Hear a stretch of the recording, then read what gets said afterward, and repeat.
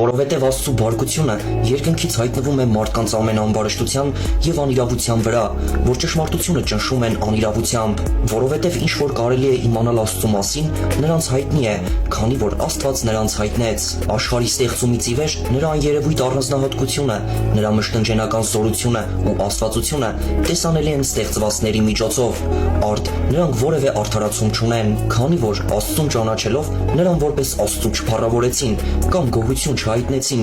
այլ իրենց մտածումներում ունայնացան եւ նրանց անմիտ սրտերը խավարեցին, ասելով, թե իմաստուն են, հիմարացան եւ անեղծ Աստծո փառքը փոխեցին եղծելի մարդու, թրջունների, չորքոտանիների ու սողունների պատկերի նմանության հետ։ Այդ պատճառով Աստված էլ նրանց ըստ իրենց սրտերի ցանկության պղծության մատնեց, որպեսզի իրենց մարմինները իրենց մեջ անարգեն։ Նրանք Աստծո ճշմարտությունը ստության հետ փոխեցին եւ երկրպագեցին ու պաշտեցին արարածներին եւ ոչ թե արարչին, որ հավիտյանս օրհնյալ է։ Ամեն։ Դրա համար Աստված նրանց մատնեց անարգ կրքերի եւ նրանց էգերը բնական հարաբերությունը անբնականի հետ փոխեցին։ Նույն կերպ էլ արուները էգերի հետ բնական հարաբերությունը թողած իրենց ցանկություններով բորբոքվեցին միմյանց հանդեպ։ Արուները արուների հետ խայտառակություն էին անում եւ փոխարենը իրենց անձերում ստանում էին իրենց մոլորության արժանի փոխհատուցումը։ Եվ քանի որ չփորձեցին իրենց մտքի մեջ Աստծուն ունենալ, Աստված նրանց մատնեց անարգ մտքերի, որ անվայել բաներ կատարեն, եւ նրանք լցված են ամեն անիրավությամբ,